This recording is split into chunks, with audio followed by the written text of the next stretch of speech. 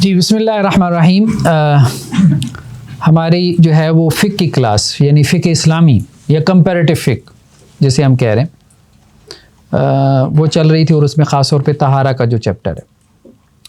آج ہمارا جو نیکسٹ ٹاپک ہے وہ ہے طہارہ میں سنن فطرت، انیٹ ایکٹس، یعنی کچھ چیزیں ایسی ہیں جو اللہ نے انسان کی فطرت میں رکھ کے اس کو دنیا میں بھیجا ہے.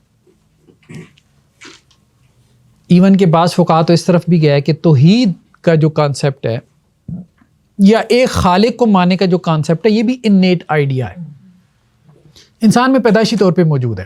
یہ تو اس کا انوائرمنٹ ہے جو اس کو کرپٹ کر دیتا ہے. ٹھیک ہے، وہ ایک حدیث کا مفہوم بھی ہے نا کہ جو بچہ ہے وہ فطرت اسلام پہ پیدا ہوتا ہے، پھر اس کے ماں باپ ہیں جو اس کو یہودی مجوسی اور یہ سب کچھ بنا دیتے ہیں. بہت حد تک بات درست بھی ہے. ٹھیک ہے، ایون کہ اب آپ دیکھیں کہ مثال کے طور پہ ایک لمحے کے لیے ہم کریٹیکلی سوچیں اپنے بارے میں، اگر ہم لوگ کسی ہندو فیملی میں پیدا ہوتے، اللہ نہ کرے، تو ہم میں سے کتنے ہوتے جو مسلمان ہوتے؟ یا اگر ہم کسی کرسچین یا سکھ فیملی میں ہوتے، بہت مشکل ہے. کنورژن ریٹ ہے کم ہے، بہت کم ہے. 1000 میں سے کوئی ایک آدھ بندہ کنورٹ ہوتا ہے، یعنی اس کو اللہ تعالیٰ شعور دیتے ہیں. تو یہ اللہ کی بڑی نعمت ہے کہ ہم کسی مسلمان خاندان میں پیدا ہو گئے، بڑی نعمت ہے. یعنی اس مشقت سے بچ گیا، اس آزمائش سے بچ گیا کہ وہاں سے ادھر آنا تھا، اور وہاں سے کتنے ادھر آ رہے ہیں؟ بہت کم ہے. تو اللہ نے کچھ چیزیں جو ہے وہ رکھی ہیں کیونکہ ماحول کا بہت اثر ہوتا ہے. کچھ سوچیں اللہ نے پیدائشی طور پہ رکھی ہیں انسان کے اندر، اور دوسرا کچھ ایکٹس ایسے ہیں کہ اگر اسلام نہ بھی ہوتا تو انسان پھر بھی ان کا دھیان کرتا، یعنی وحی کی گائیڈنس نہ بھی آتی تو پھر بھی انسان ان کو فالو کرتا. اس کو کہتے ہیں سنن فطرت، یا اس کانسیپٹ کو یوں بھی کہا جاتا ہے فقہا کے ہاں. ایک تو یہ ہے اس کو سمجھنے کا پرسپیکٹیو کہ یہ فطری طور پہ پیدائشی طور پہ یہ چیزیں انسان کے اندر موجود ہیں طہارت سے متعلق. اضافی طور پہ وحی کی گائیڈنس بھی آ گئی، یعنی نور علی نور ہو گیا. دوسرا یہ ہے کہ تمام انبیاء جو ہے انہوں نے ان سنتوں کا دھیان کیا. شریعتیں مختلف رہی ہیں نو ڈاؤٹ ہر دور میں، لیکن یہ ہے کہ یہ ایکٹس وہ ہیں کہ حضرت آدم سے لے کے اللہ کے رسول صلی اللہ علیہ وسلم تک، اور ان کا تعلق طہارت سے ہے، وہی صفائی ستھرائی سے.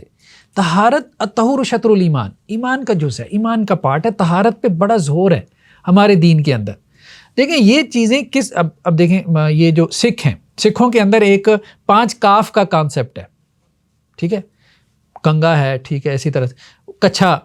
اب ان کے یہاں جو کچھے کا کانسیپٹ ہے آپ اس کے پیچھے دیکھیں کیا ہے، بدکاری سے بچانا ہے. ٹھیک ہے، یعنی اس نے اس کو کس طرح سے جوڑا ہے، اپنے آپ کو اڈلٹری سے دور رکھنا، مطلب ان کے گرو نے. تو اسی طرح سے اسلام کے اندر بھی یہ جو کانسیپٹ ہیں یہ صرف رسمی نہیں ہیں. وضو کر لیا، طہارت کر، یہ رسمی نہیں ہے. یہ بیسیکلی ہماری ایک شعوری تربیت کی جا رہی ہے.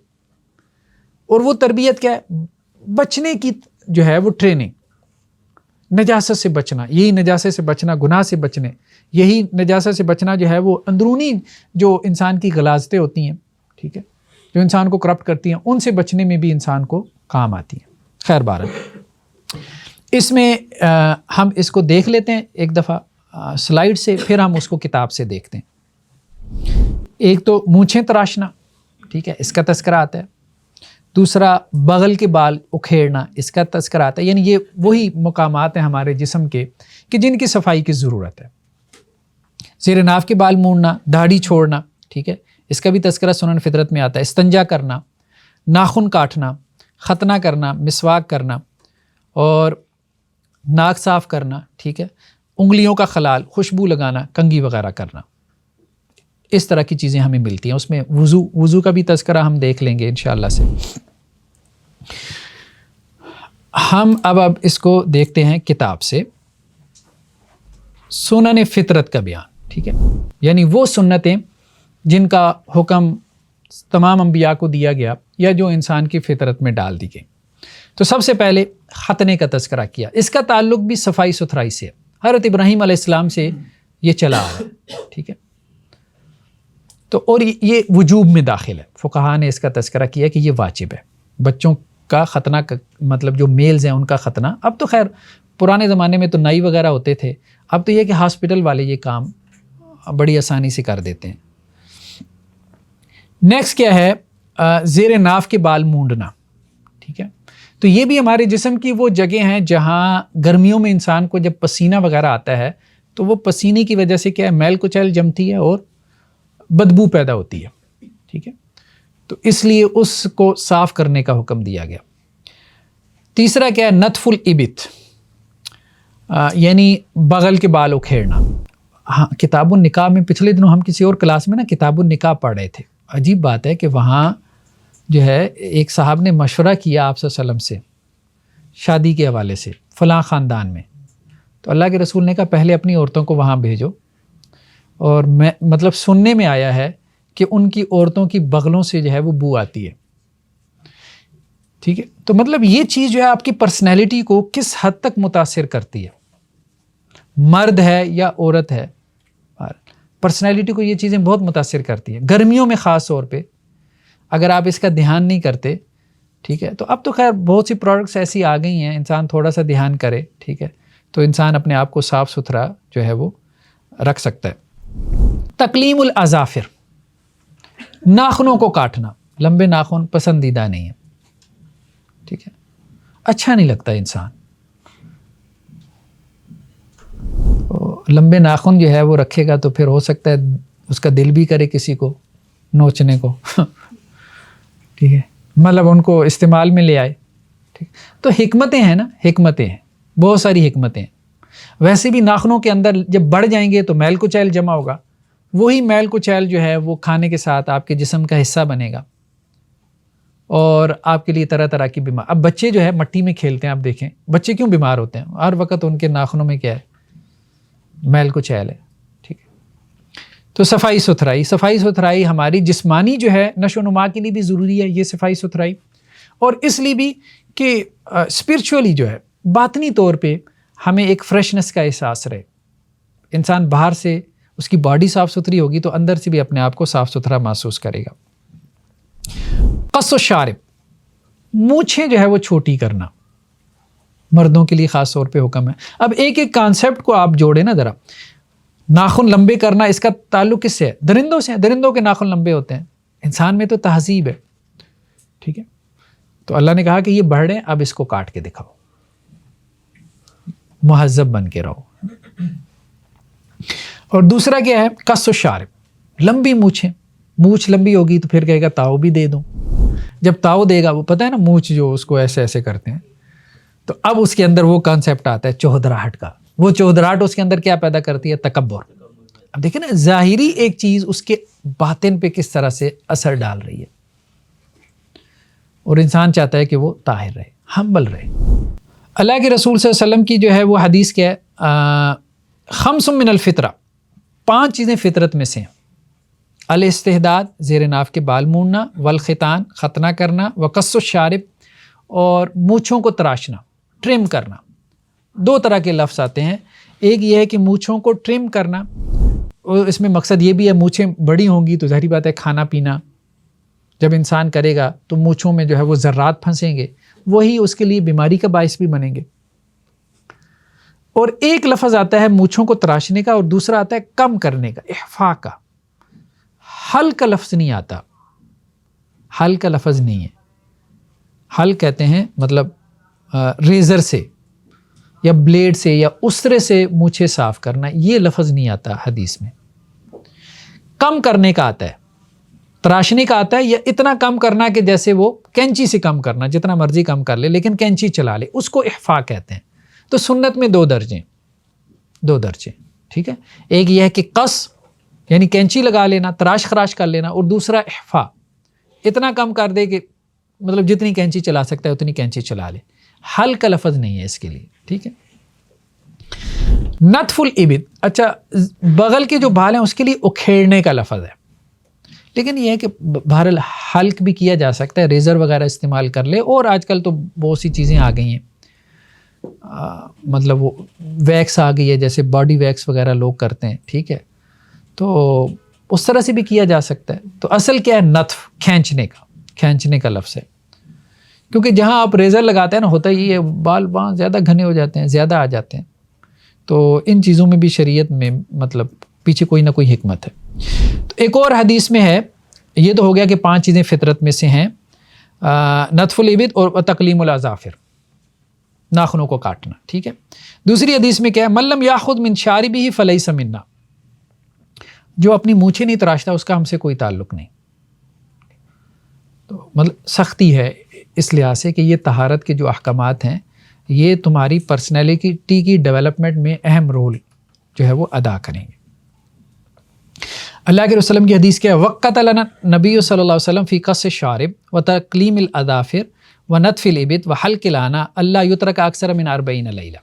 صحابہ یہ کہتے ہیں کہ آپ صلی اللہ علیہ وسلم نے ہمارے لیے 40 دن مقرر کیے۔ یہ 40 دن کیا ہے، میکسیمم۔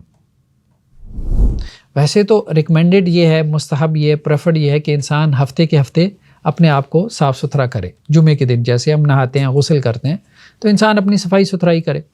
لیکن یہ ہے کہ کبھی انسان سفر میں ہے، کبھی مصروف ہوتا ہے، تو میکسیمم حد کیا ہے، 40 دن۔ 40 دن سے زیادہ، یہ جو ہے وہ مسند احمد اور ابو داؤد کی روایت ہے، ٹھیک ہے۔ 40 دن سے زیادہ اگر وہ اس کو لٹکا دے گا تو پھر اس کے لیے درست نہیں ہے، جائز نہیں ہے۔ 40 دن بہت زیادہ ہے، بہت زیادہ ہے۔ مطلب اگر عورتوں نے بھی شوق پورا کرنا ہو ناخن لمبے کرنے کے، 40 دن ٹو مچ ہے، ٹھیک ہے، اس سے زیادہ نہیں۔ نیکسٹ کیا ہے، اعفاء اللحیہ، داڑھی کو معاف کرنا، داڑھی کو چھوڑ دینا۔ یہ بھی سنن فطرت میں سے ہے، ٹھیک ہے۔ آپ صلی اللہ علیہ وسلم کی کیا حدیث ہے، خالف المشرکین وفر اللحى واحف الشوارب۔ اللہ کے وسلم نے کہا کہ مشرکین کی مخالفت کرو، داڑھی کو چھوڑ دو، معاف کر دو، اور مونچھوں کو تراشو، ان کی تراش خراش کرو۔ ایک اور حدیث ہے، یہ صحیح بخاری میں، حضرت عبداللہ ابن عمر سے، کہ اذا حج او تمر قبض علی لحیتہ، جب وہ حج یا عمرہ کرتے تھے عبداللہ بن عمر، تو وہ اپنی داڑھی کو مٹھی میں لے لیتے تھے ایسے، اور جو زیادہ ہوتا تھا اس کو تراش دیتے تھے۔ تو یہ اختلافی مسئلہ ہے، ٹھیک ہے۔ داڑھی بڑھانا یہ تو اتفاقی مسئلہ ہے، کتنی بڑھانی ہے اب اس میں اختلاف ہے، ٹھیک ہے۔ کچھ فقہا اس طرف چلے گئے، کچھ علماء کہ داڑھی کو بس معاف ہی کر دو، حدیث میں کیا آتا ہے، معاف کر دو، بس ہاتھ ہی نہیں لگانا آپ نے، ٹھیک ہے، جیسے گرو کرتی ہے اس کو گرو کرنے دو۔ کچھ فقہا اس طرف چلے گئے کہ نہیں، آپ داڑھی کی تراش خراش کر سکتے ہو، جیسا کہ صحابہ سے ہمیں ملتا ہے۔ یہ صحیح بخاری میں حضرت عبداللہ بن عمر سے، کہ حج یا عمرے کے موقع پہ وہ کیا کرتے تھے، قبض لحیۃ، اس طرح سے مطلب مٹھی میں لے کے نا اس کی پھر تراش خراش کر لیتے تھے۔ تو اس سے ایک کانسیپٹ آیا مشت، ایک مشت داڑھی کا، کہ اس سے زیادہ کی آپ کیا کر سکتے ہیں، تراش خراش۔ تو یہ ایک اختلافی مسئلہ ہے۔ اللہ کے رسول صلی اللہ علیہ وسلم سے تو یہی ہے کہ آپ صلی اللہ علیہ وسلم نے داڑھی کو ہاتھ نہیں لگایا، آپ صلی اللہ علیہ وسلم کی سنت یہی ہے، ٹھیک ہے۔ لیکن وہ نیچرلی اس طرح سے گرو کی کہ وہ خوبصورت تھی۔ ہاں، اب ہوتا یہ ہے کہ بعض لوگوں کی داڑھی بال نکل جاتے ہیں، بکھر جاتے ہیں، یا زیادہ لمبی ہو جاتی ہے، تو وہ دکھنے میں بعض اوقات جو ہے وہ اچھی نہیں لگتی۔ تو ایسے میں اگر وہ تراش خراش کر لے تو کوئی حرج نہیں ہے، کیونکہ اللہ تعالیٰ جمیل ہے اور اللہ تعالیٰ جمال کو کیا کرتا ہے، پسند کرتا ہے۔ تو یہ ہمیں صحابہ سے ملتا ہے، ٹھیک ہے۔ نیکسٹ کیا ہے، اکرام الشعر، بالوں کا اکرام کرنا۔ اللہ نے اگر بال دیے، ٹھیک ہے، تو بالوں کا اکرام کرے۔ بالوں کا اکرام کیا ہے، کنگھی ونگھی کر کے رکھے، تیل وغیرہ لگا کے رکھے، یہی بالوں کا اکرام ہے نا، ٹھیک ہے۔ یہاں انہوں نے ایک حدیث بیان کی ہے کہ اللہ کے نبی صلی اللہ علیہ وسلم کے پاس ایک آدمی آیا، سائر الراس واللحیہ، داڑھی کے بال بکھرے ہوئے، سر کے بال، کیا کہتے ہیں اس کو ہم اپنی زبان میں، ٹھیک ہے۔ اب تو خیر وہ لوگوں نے سٹائل مارنا بھی شروع کر دی، سپائکس وغیرہ بھی آ گئی ہیں، وہ جو اس طرح سے مینار سا بنایا ہوتا ہے سر پہ، اور کچھ لوگ تو ویسے ہی مطلب وہ سٹائل بھی نہیں مار رہے ہوتے، بس ایسے ہی بس، ٹھیک ہے۔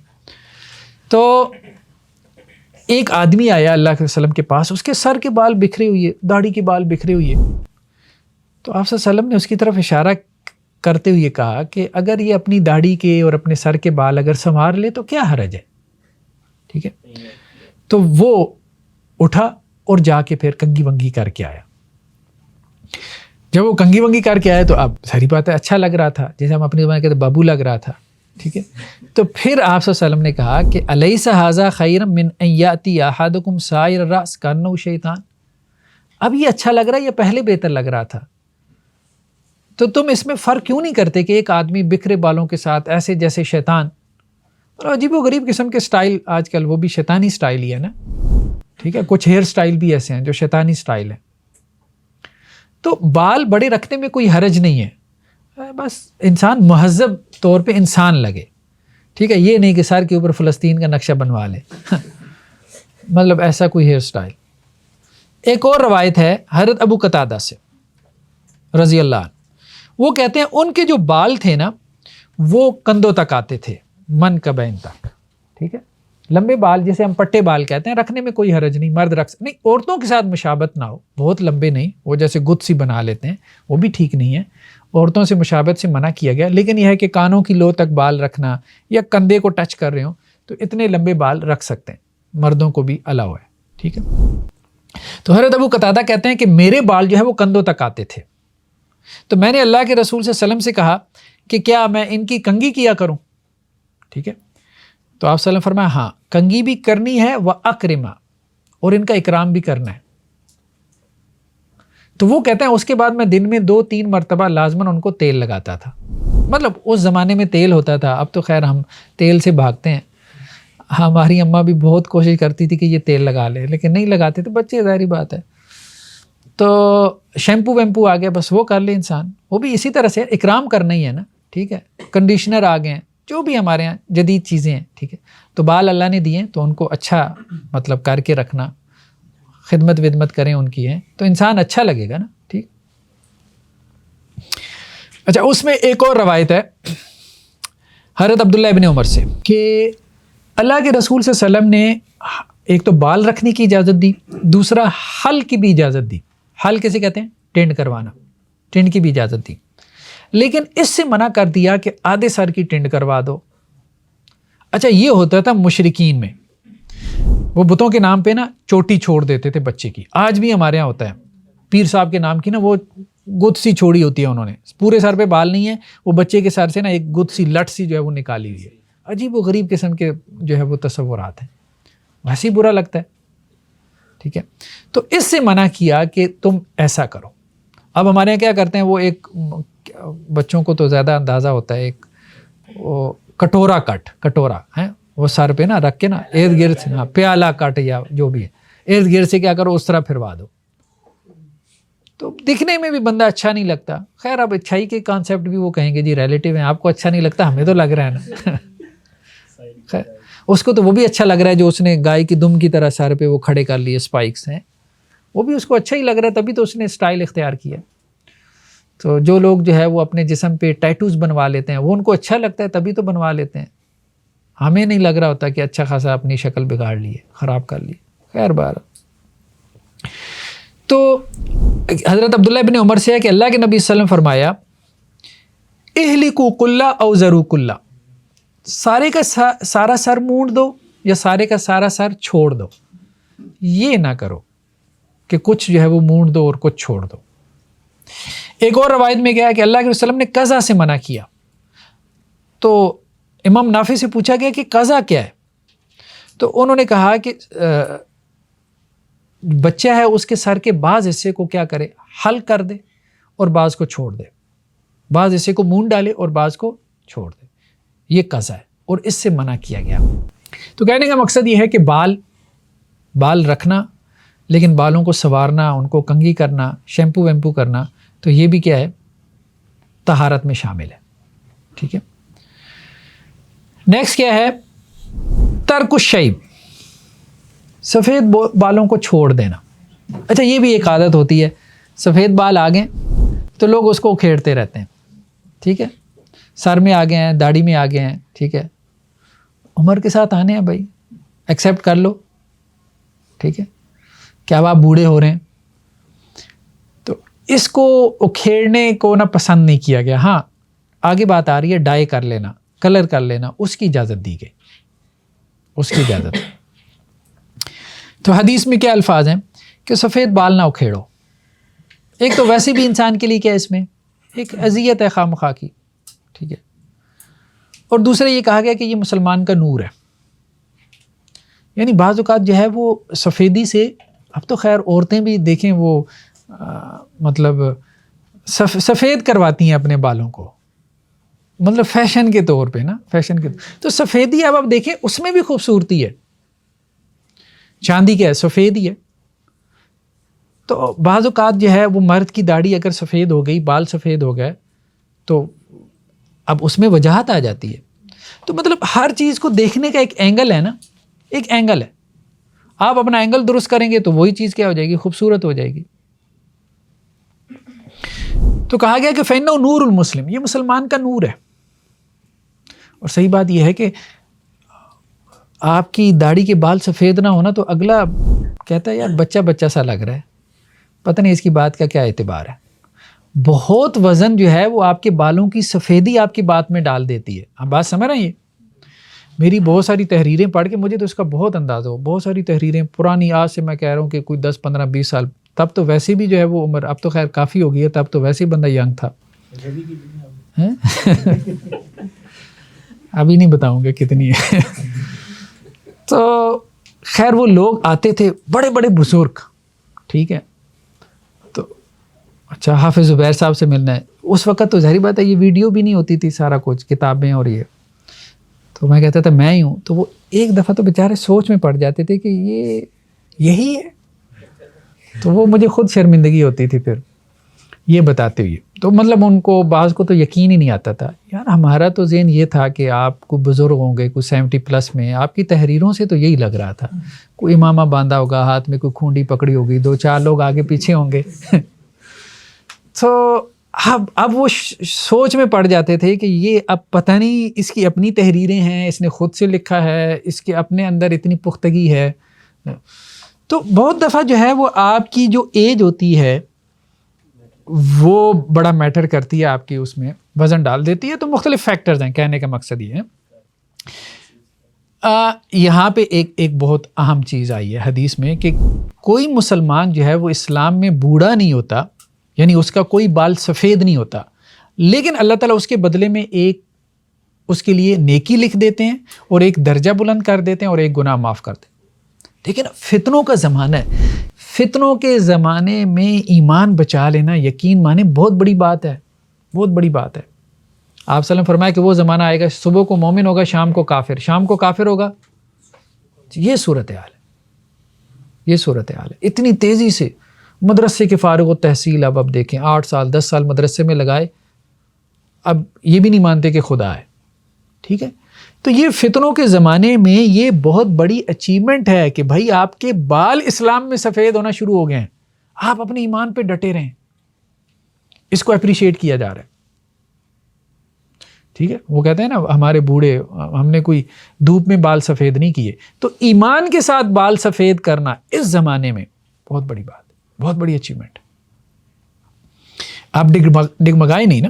تو یہ اسی طرح صحابہ سے یہ بھی ملتا ہے حضرت انس سے کہ ہم اس بات کو ناپسند کرتے تھے کہ اپنی داڑھی سے یا اپنے سر سے سفید بالوں کو کیا کریں، اکھیڑیں. ہم اس کو ناپسند کرتے تھے، یعنی صحابہ اس کو پسند نہیں کرتے تھے. آگے بس ٹھیک ہے، آگے چلنے دیں. ٹھیک ہے. ہاں اب یہ ہوتا ہے کہ ایک آدمی وقت سے پہلے بوڑھا نظر آنا شروع ہو جائے.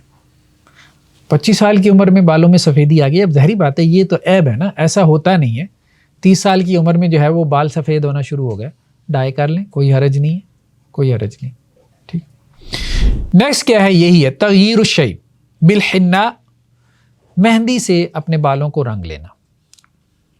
تو یہ الاؤڈ ہے، بلکہ اللہ کے وسلم نے حکم دیا. دیکھو یہود و نصارہ جو ہے وہ اپنے بال نہیں رکھتے، وہ بال نہیں رنگتے، مطلب کلر نہیں کرتے، ڈائی نہیں کرتے.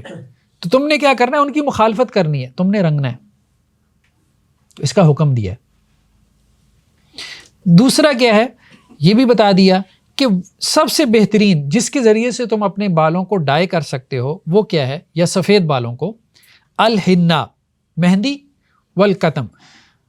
یہ ایک بوٹی ہوتی تھی، قتم ایک بوٹی تھی جو آپ یوں کہہ لیں کہ جی سیاہی مائل سرخ قسم کی تھی. ٹھیک ہے، زرد کلر کہہ لیں آپ اس کو. ٹھیک ہے.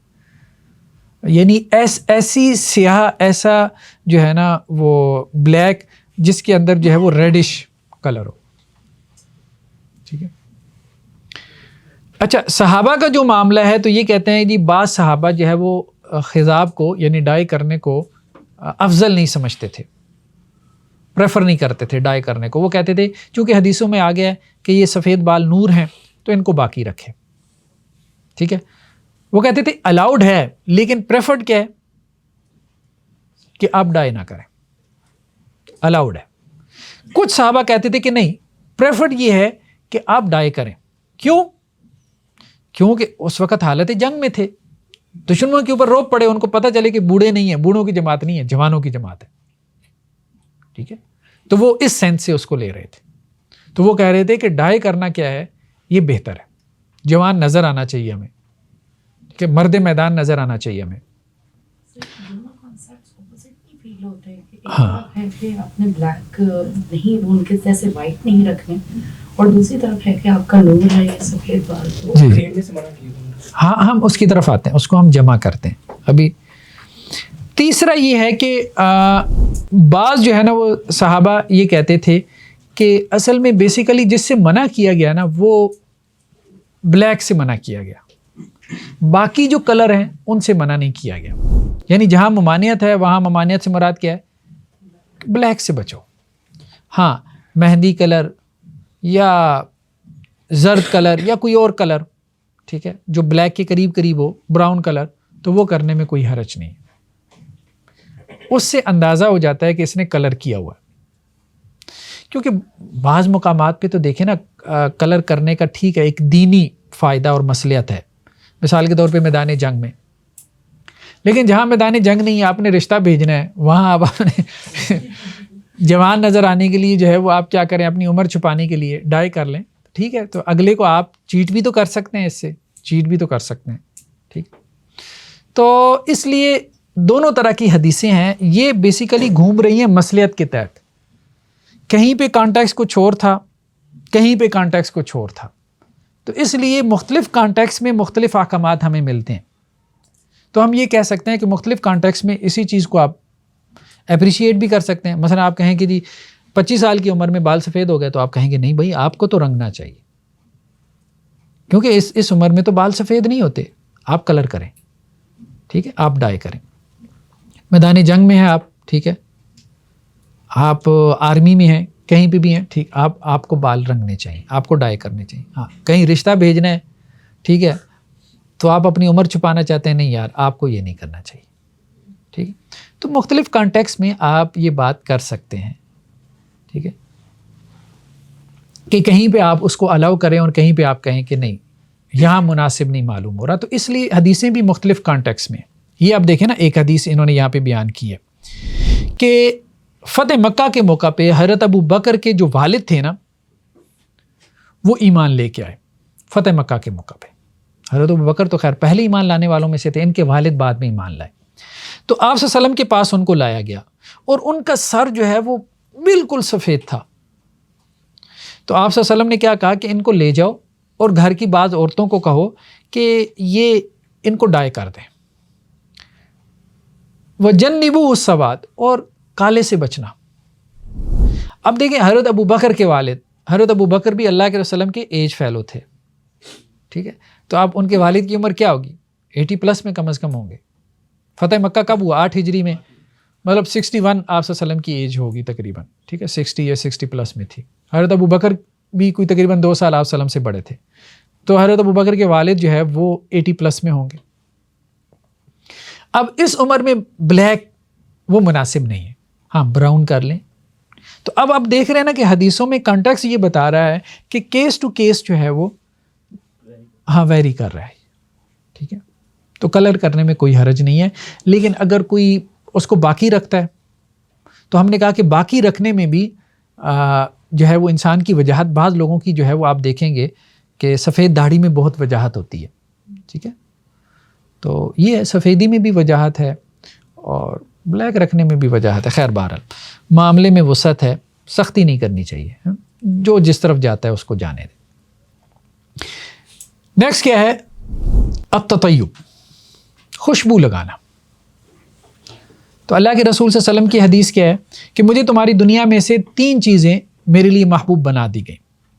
یعنی دنیا کی محبت یا دنیا کی چیزیں جو ہے مجھے ان کی طرف رغبت نہیں ہے سوائے 3 چیزوں کے. ایک، آپ صلی اللہ علیہ وسلم نے اپنی بیویوں کا تذکرہ کیا، النساء. عورت کی محبت فطری طور پہ جو ہے وہ مرد کے اندر ڈال دی گئی اور آپ صلی اللہ علیہ وسلم نے اس کا اظہار کیا. ٹھیک ہے، دیکھیں یہ اس لیے بھی ہے کہ ہمارے ہاں نا ایک عجیب مردوں میں ایک سائیکی سی ہے، بیویوں کے لطیفے بنائیں گے. ٹھیک ہے، اور وہ لطیفے بھی اس طرح کے ہوتے ہیں کہ جس میں وہ مزاح ہوتا ہے یا تحقیر کا پہلو ہوتا ہے. ٹھیک ہے، وہ جس طرح سرداروں پہ لطیفے بنائے جاتے ہیں کہ وہ بے وقوف ہوتے ہیں. ٹھیک ہے، اور اسی طرح سے بیویوں کے حوالے سے، اور وہ بڑے وائرل بھی ہوتے ہیں اور اس کو خوش بھی ہوتے ہیں. ایک حدیث پورا آپ کو ایک پرسپیکٹیو دیتی ہے. جب آپ اس طرح سے سوچتے ہیں تو اب آپ کا ایک ویو پوائنٹ ہے نا، اس کے بارے میں بن گیا، بیگم کے بارے میں بن گیا، وہ ساری زندگی آپ کا اسی طرح سے چلنا ہے. ٹھیک ہے، آپ نے اس کو فار گرانٹیڈ لینا ہے، یار ایسی ہوتی ہے ایسی. ٹھیک ہے، تو اللہ کے رسول صلی اللہ علیہ وسلم نے اس کو خاص طور پہ اس کا تذکرہ کیا. بیسیکلی یہ تربیت کا حصہ ہے. حدیثوں میں کیا آتا ہے کہ اللہ نے آدم علیہ السلام کی پسلی سے کس کو پیدا کیا؟ اماں ہوا کو. آدم علیہ السلام کا اللہ سبحانہ و تعالیٰ نے مٹی سے کیا بنایا؟ پتلا بنایا تھا اور اس میں روح پھونکی تھی. اماں ہوا کہاں سے آ گئیں؟ آدم کی پسلی سے ایک ٹکڑا لیا گیا. ٹھیک ہے، ایک حصہ کاٹا گیا، اس سے پھر اماں ہوا کی پیدائش ہوئی ہے. گویا مرد میں سے عورت نکلی ہے.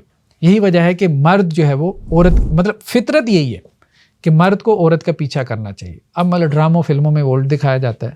ٹھیک ہے، بالکل الٹ ہو گیا، وہ نفسیات ہی انہوں نے ساری بدل دی. خیر، بہرحال کہنے کا مقصد یہ ہے کہ آپ صلی اللہ علیہ وسلم نے کہا کہ دنیا کی بہترین نعمت وہ کیا ہے؟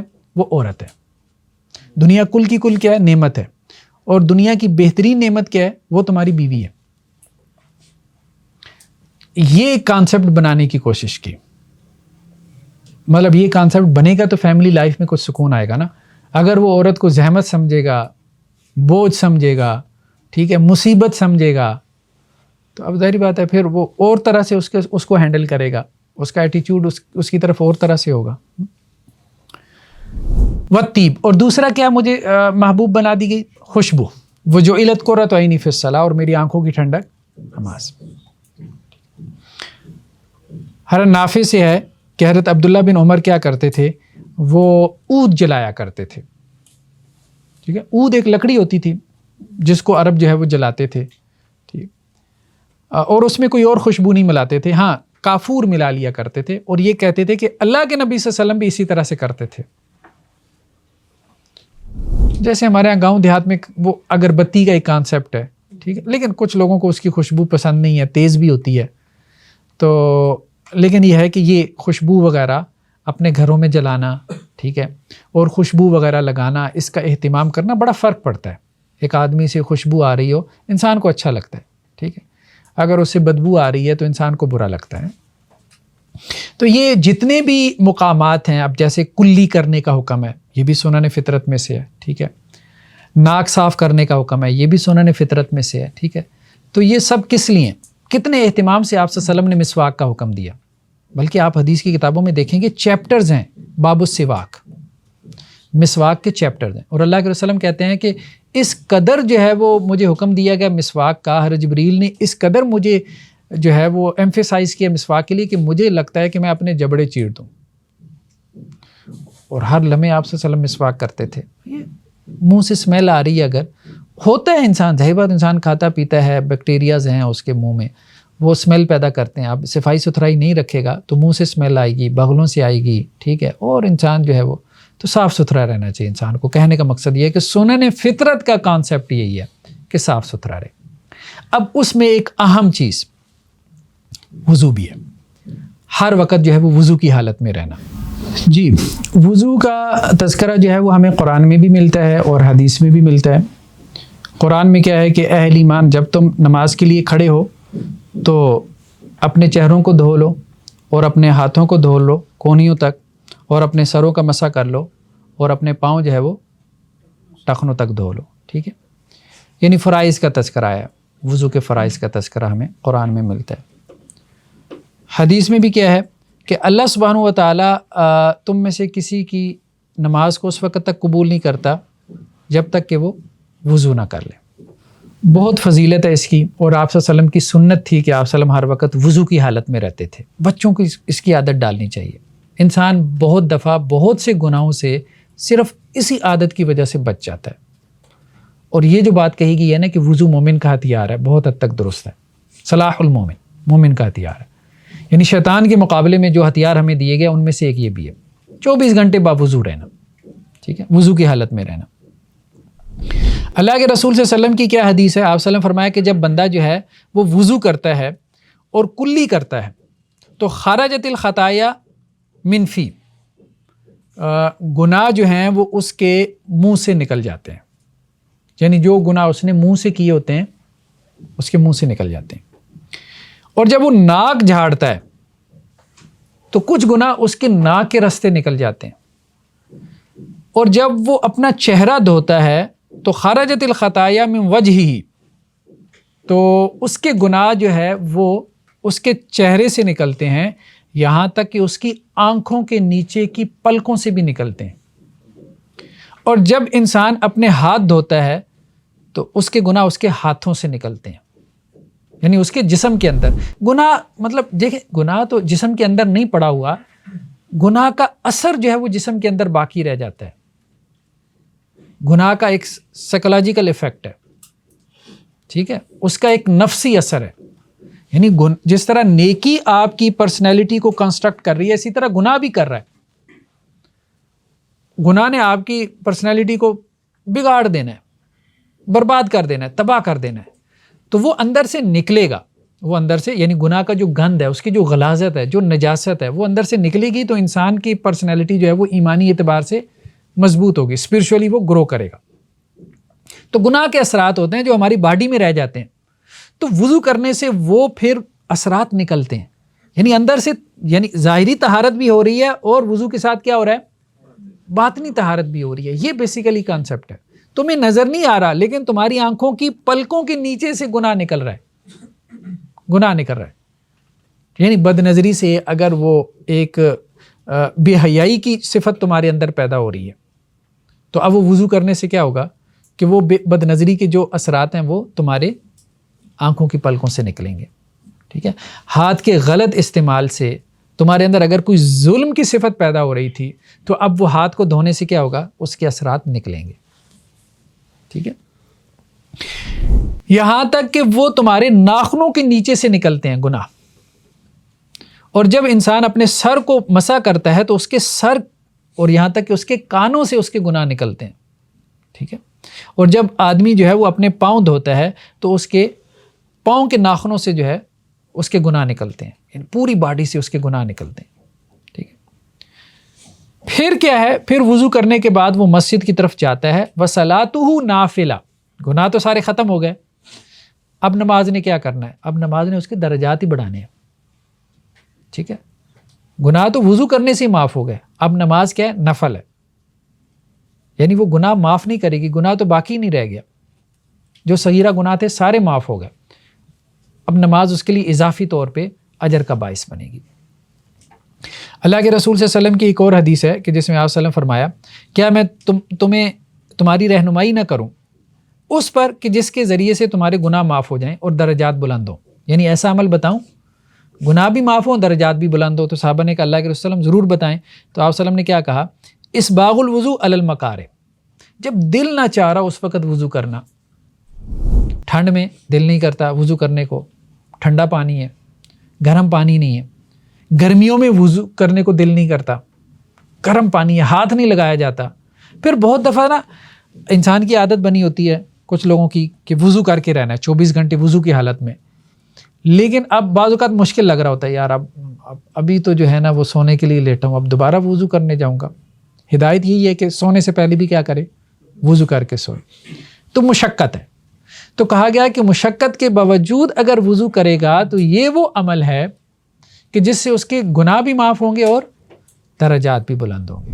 اور دوسرا کیا ہے؟ وَكَثْرَةُ الْخُطَىٰ إِلَى الْمَسَاجِدِ، مسجد کی طرف کثرت سے چل کے جانا، اس سے بھی گناہ معاف ہوتے ہیں. ٹھیک ہے. وانتظار الصلاۃ بعد الصلاۃ، ایک نماز کے بعد دوسری نماز، اس کا انتظار کرنا. ٹھیک ہے. ظہر پڑھ لی ہے تو اب عصر کا انتظار کرنا کہ کب اذان ہوگی تو میں عصر بھی پڑھ لوں. عصر پڑھ لی ہے تو کب اذان ہوگی میں مغرب بھی پڑھ لوں. ٹھیک ہے.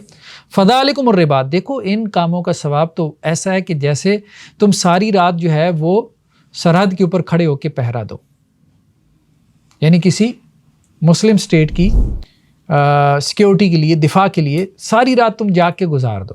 تو جو اس کا ثواب ہے، اس غازی کا، میدان جنگ میں لڑنے والے کا، جو ساری رات پہرا دیتا ہے، تو وہی ثواب ان اعمال کا ہے. ٹھیک ہے. بس ایک اور حدیث ہے، پھر اس کے ساتھ ہم اس کو مکمل کرتے ہیں اپنے وضو کے. مطلب یہ سب اس لیے ہے کہ ہم کوشش کریں وضو کی حالت میں رہیں، 24 گھنٹے وضو، اس کو عادت بنائیں اپنی بھی اور اپنے بچوں کی بھی. ٹھیک ہے. اور اس کو بھی یوں سمجھیں کہ یہ سنن فطرت میں سے ہے. طہارت کے ساتھ ہی ہے یہ جڑا ہوا ہے. طاہر رہیں، ظاہری طور پہ بھی باطنی طور پہ بھی اللہ تعالیٰ ہمارے اندر جو ہے وہ طہارت پیدا کر دے گا. تو صحابہ میں سے بعض سے روایت ہے کہ اللہ کے رسول صلی اللہ علیہ وسلم ایک مرتبہ قبرستان میں آئے تو آپ صلی اللہ علیہ وسلم نے وہاں کہا السلام علیکم دار قوم مومنین، اہل ایمان، ان کو سلام ہو. یہی سلام ہم پڑھتے ہیں نا جب قبرستان میں جاتے ہیں. پھر آپ صلی اللہ علیہ وسلم نے کہا کہ وددت لو انا قد رأینا اخواننا، کاش کہ میں اپنے بھائیوں سے ملتا، کاش کہ میری ملاقات میرے بھائیوں سے ہوتی. تو صحابہ نے کہا اللہ کے رسول صلی اللہ علیہ وسلم اولسنا اخوانک کا یا رسول اللہ، اللہ کے رسول ہم بھی تو آپ کے بھائی ہیں، آپ کن بھائیوں کی بات کر رہے ہیں جن سے آپ کو ملنے کی خواہش ہے؟ تو آپ صلی اللہ علیہ وسلم فرمایا انتم اصحابی، تم میرے صحابہ ہو، و اخواننا الذین لم یاتوا، میرے بھائی وہ ہیں کہ جو ابھی نہیں آئے، بعد میں آئیں گے. ٹھیک ہے. تو صحابہ نے کہا مطلب میرے بعد آئیں گے. تو آپ صلی اللہ علیہ وسلم نے اپنے بعد آنے والے امتیوں سے ملاقات کی خواہش کی کہ کاش میں ان سے ملتا. ٹھیک ہے. پھر صحابہ نے عرض کی اللہ کے رسول آپ ان کو کیسے پہچانیں گے؟ ہمیں تو آپ پہچانتے ہیں، ہم تو آپ کے زمانے میں ہیں، جو امتی جو ہے وہ آپ کے بعد آئیں گے، اب ان کو کیسے پہچانیں گے؟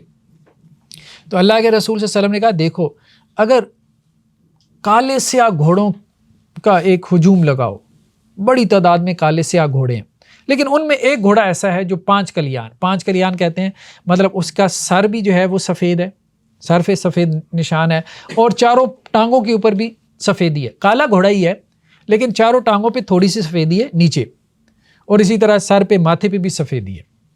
تو سارے گھوڑے پورے کے پورے کالے سیاہ ہیں، اور ان میں ایک گھوڑا ایسا ہے ہزاروں گھوڑوں میں جو 5 کلیان ہے جس میں کچھ سفیدی ہے. یہ اس بندے کا گھوڑا ہے، کیا وہ پہچان لے گا؟ صحابہ نے کہا اللہ کے رسول ضرور پہچانے گا، ہزاروں کیا لاکھوں میں بھی ایک ہو تو اس کو پہچان لے گا. ٹھیک ہے. تو آپ صلی اللہ علیہ وسلم فرمایا میں بھی اپنے امتیوں کو قیامت والے دن اسی طرح سے پہچانوں گا کہ ان کے جو وضو کے اعضاء ہوں گے وہ اسی طرح سے روشن ہوں گے جیسے کوئی 5 کلیان گھوڑا ہوتا ہے، یعنی ان کا چہرہ پیشانی چمک رہی ہوگی، ان کے ہاتھ جو ہے وہ سفیدی کی وجہ سے چمک رہے ہوں گے، ان کے پاؤں چمک رہے ہوں گے. یہ 5 مقامات جو ہے یہ بہت روشن ہوں گے. تو الفاظ کیا ہیں؟ فَإِنَّهُمْ يَأْتُونَ غُرًّا مُحَجَّلِينَ. ٹھیک ہے. وہ ایسے آئیں گے کہ ان کی پیشانی روشن ہوگی، ان کے ہاتھ پاؤں روشن ہوں گے وضو کی وجہ سے، کیونکہ وہ وضو میں اہتمام کرتے تھے. تو اس کا بدلہ ان کو قیامت والے دن اس صورت میں ملے گا. وَأَنَا فَارَطٌ عَلَى الْحَوْضِ، اور میں ان کو ریسیو کروں گا حوض کوثر پہ، یعنی ان کے استقبال کے لیے کھڑا ہوں گا.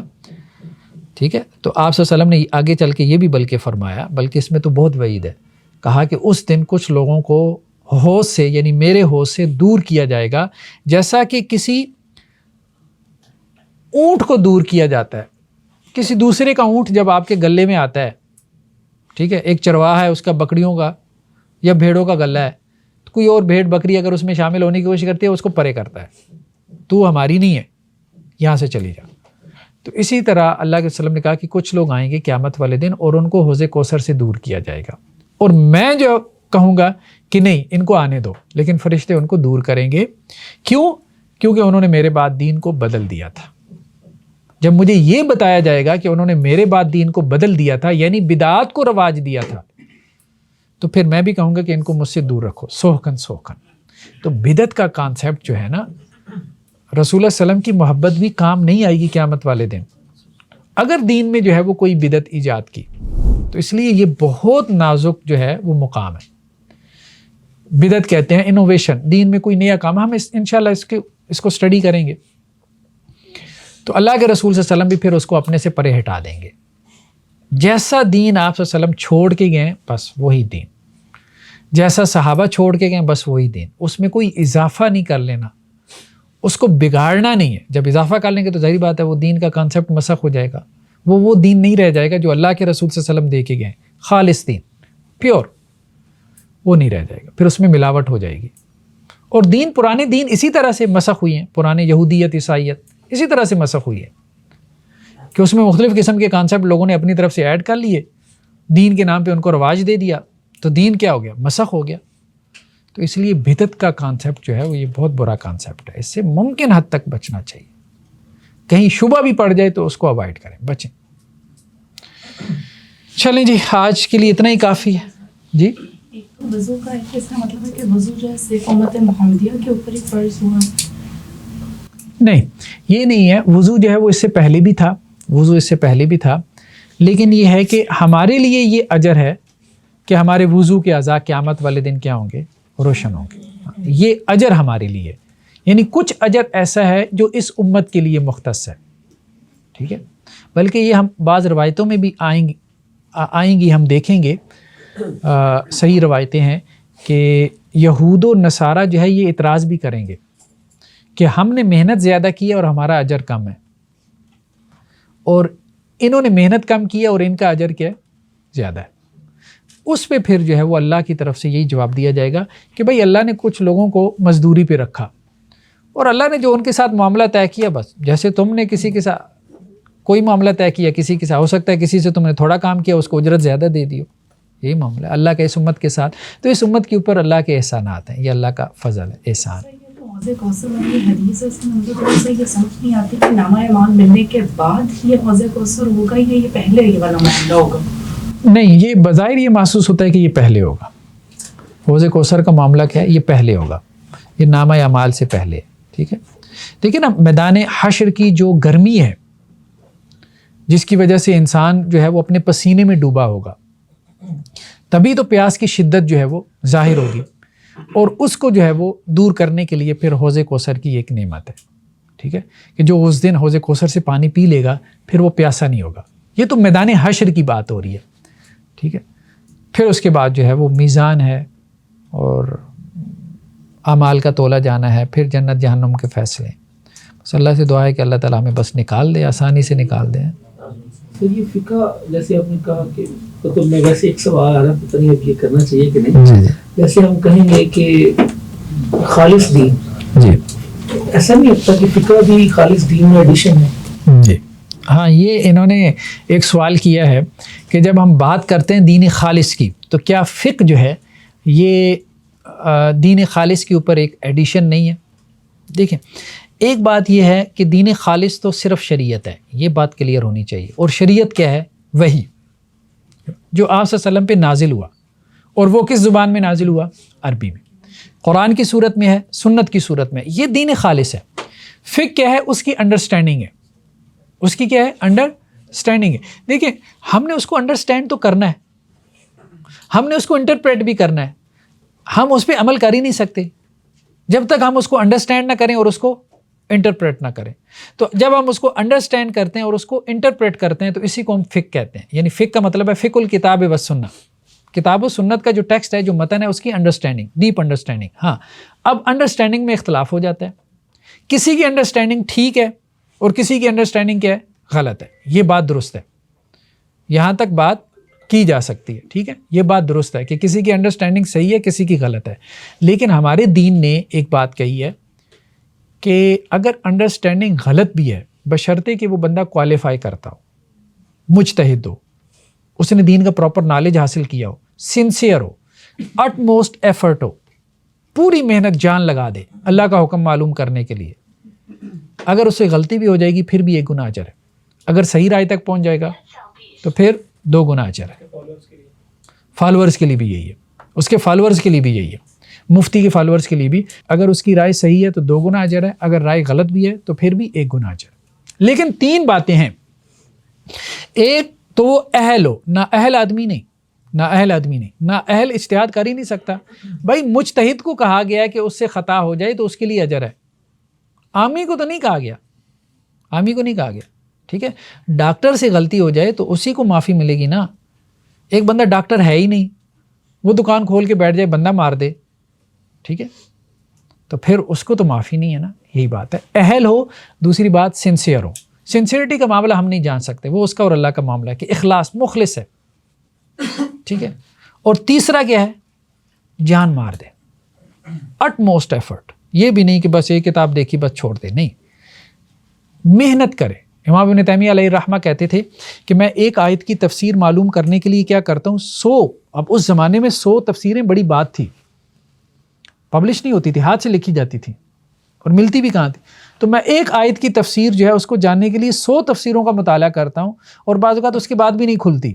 پھر میں کیا کرتا ہوں، دمشق کی اس جامع مسجد میں جاتا ہوں جو ویران ہے، جس کو تالے لگے، میں اس کو کھولتا ہوں، وہاں جا کے نماز پڑھتا ہوں، اور اپنے خدین یعنی یہ جو ہوتے ہیں نا رخسار، یہ میں مٹی میں رگڑتا ہوں.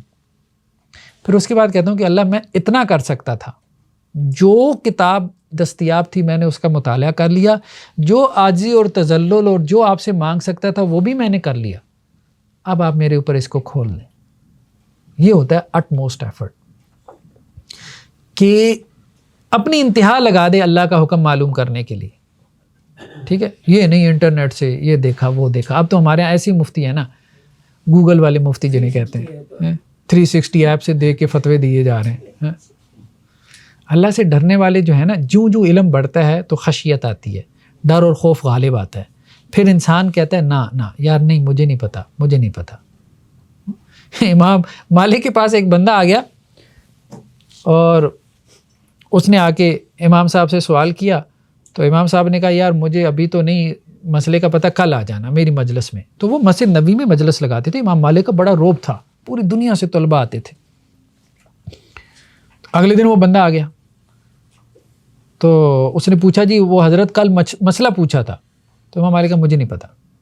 کہنے لگا میں 6 ماہ کا سفر کر کے آیا ہوں بلاد مغرب سے، اور میرے ملک کے علاقے کے تمام لوگوں کا کہنا یہ ہے کہ دنیا میں آپ سے بڑا عالم نہیں ہے. آپ کہہ رہے ہیں مجھے پتہ ہی نہیں ہے. مالک نے کیا کہا، آپ واپس جا کے انہیں بتانا کہ مالک اچھا عالم نہیں ہے، اب جا کے ان کو یہ بتانا.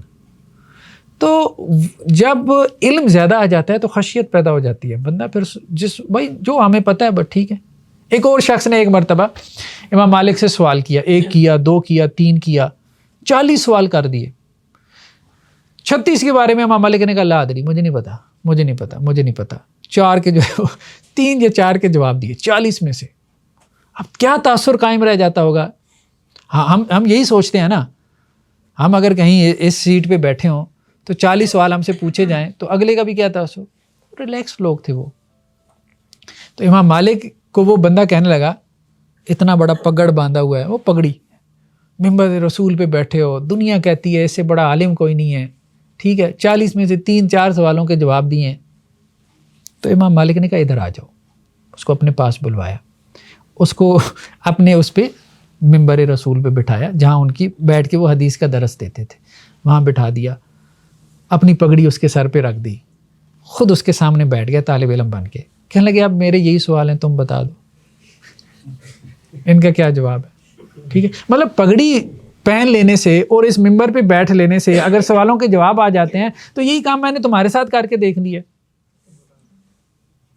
تو اب تم بتا دو.